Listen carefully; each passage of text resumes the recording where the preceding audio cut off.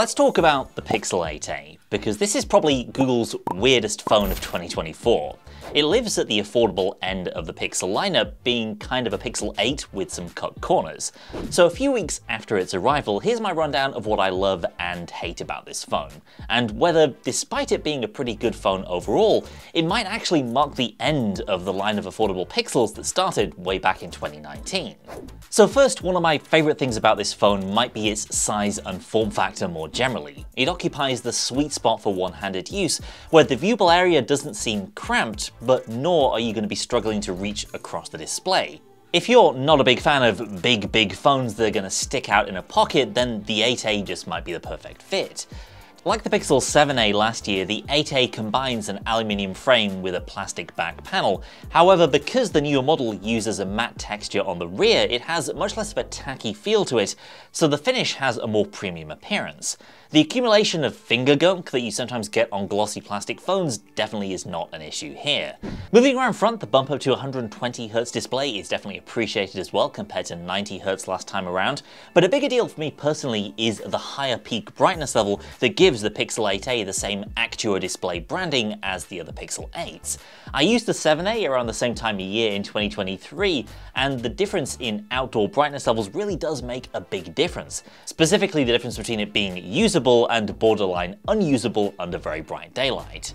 The Tensor G3 processor, I think, is also an important upgrade compared to previous cheap Pixels. Now, you can definitely get a better gaming phone for $500, but considering where we were with the Pixel 6a and 7a in terms of performance and heat, the step up to a G3 is a substantial improvement. The phone benchmark's pretty much the same as the regular Pixel 8, and battery life was also on par with that device. A comfortable full day with around 4 to 4.5 hours of screen on time was easily doable for me personally. You're probably not going to get too far into a second day unlike the Pixel 8 Pro, but for a phone of this kind, it's enough.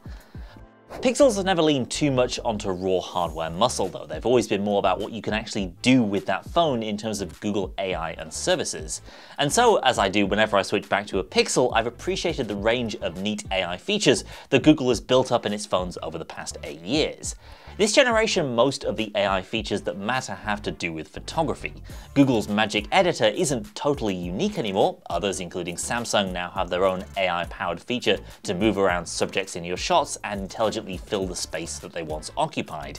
But Google is pretty much the only manufacturer bringing this kind of tech to this affordable price point.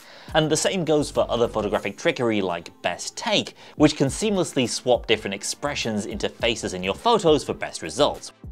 AI wallpapers can also be a bit of a mixed bag, and AI summaries of notes and meetings haven't been particularly useful to me personally in the way I work, but of course your mileage may vary.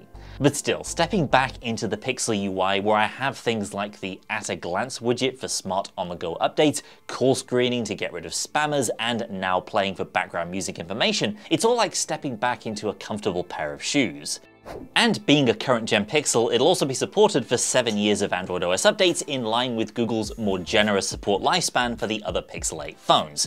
Granted, you're probably not going to be keeping this thing that long, but it should at least mean it'll have some remaining utility when it's time to sell up or give it away. I've also been really impressed with the Pixel 8a's photographic performance. No real surprise there being a Pixel. This is among the best smartphone cameras at its price point. Despite the use of a relatively small sensor behind both the telephoto and ultra-wide cameras, I was really impressed with the output of the 8a, which mostly managed to keep pace with much more expensive Pixels in mixed lighting conditions. And even in lower light, Google's years of experience tuning night sight around those smaller sensor sizes allows it to produce clean, clear-looking night photos. And although there's no secondary telephoto camera for depth sensing, portrait shots came out looking excellent too, with decent edge detection and pleasing portrait lighting, even in some backlit scenes. The 8a does have comparatively weaker telephoto performance even compared to the regular Pixel 8, which also lacks a dedicated telephoto, but this difference only really presents itself at around 5 times and beyond. So if you're only punching in at around 2 to 3 times, you'll still get decent results. The 8a also supports Ultra HDR photos, which is a much appreciated addition you really don't tend to see at this price point. This adds extra brightness data that can be displayed when viewing your photos on a compatible display. The one trade-off there though is that you'll miss out on Ultra HDR video, which unlike the Pixel 8 isn't supported on this phone likely due to hardware limitations. SDR video though looks perfectly fine, especially for a phone in this price range. If you compare the output to that of a more expensive Pixel, you'll definitely see a little bit more grain coming through in some areas, like the darker portions of shots with a lot of contrast going on. But things like stabilization at a normal walking speed manage to keep pace with the regular Pixel 8. So yeah, if I was going to use any device in this price range as my day-to-day go-to smartphone for photography, it would be the Pixel 8a. But there is no such thing as a perfect smartphone, especially a perfect budget smartphone, and the first of my handful of complaints with the 8a have to do with its performance to price ratio. It's true that you can get many great higher spec handsets for the same money as the 8a. Fantastic devices like the OnePlus 12R that pack a speedier Snapdragon 8 Gen 2 processor, a bigger battery, a larger screen, and faster charging. And that phone in particular is one that doesn't feel anywhere near as much like a budget product as the Pixel 8a does. The plastic construction of the Google phone, combined with the larger screen borders and the ever so slight color shift you sometimes see in the display, can on occasion allow that mask to slip. Place the 12R next to the 8a, for example, and it's very clear which is the more value-oriented option. What's more, charging speeds are pretty egregiously slow for any smartphone in 2024, and the 18-watt wired charging rates that originally date all the way back to the Pixel 1 in 2016 just aren't fit for purpose on anything besides the most bargain beer tier of handsets. Take the aforementioned OnePlus 12R for example, which can charge at up to 100 watts in most countries. I appreciate the addition of wireless charging in the 8a and other table stakes features like water resistance that do sometimes fall by the wayside at this price, but seriously Google, it's time to step up the game with these charging speeds. I'm also somewhat nervous about the use of Gorilla Glass 3 in this phone, which is generations behind the rest of Google's lineup, and that OnePlus 12R we were talking about before, which boasts the newer Victus 2. That 11-year-old glass technology, Gorilla Glass 3, may prematurely cut the phone's lifespan short if it takes a tumble. So I think there definitely is a place for the Pixel 8a in Google's smartphone lineup right now, and if you're looking for a fantastic budget phone around the $500 mark, and you value things like photography more than gaming performance, and especially if you use a lot of Google services, this is a great buy. But the question remains whether, as the long-standing rumors suggest, this will be the last A-series Pixel phone. Google is widely reported to be releasing a Pixel 9, 9 Pro, and 9 Pro XL this fall.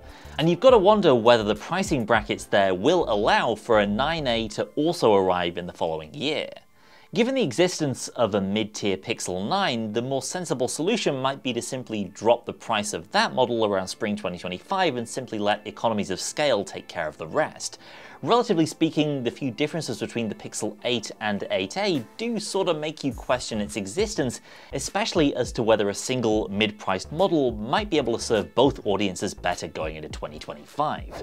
The Pixel line is Google's most Apple-like product series after all, and having last year's high-end phone eventually become this year's budget offering would be a very Apple-like approach to the future of this series, especially as Google's looking to support these things for 7 years on the software side.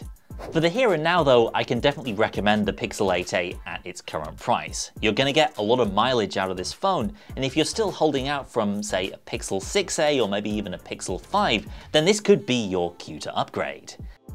Hit the comments if you've picked up a Pixel 8a or some other model of Pixel recently, shout out and let us know how you're getting on with it. Stay tuned and subscribe for more Pixel coverage coming very soon. Thanks for watching, and I'll see you next time.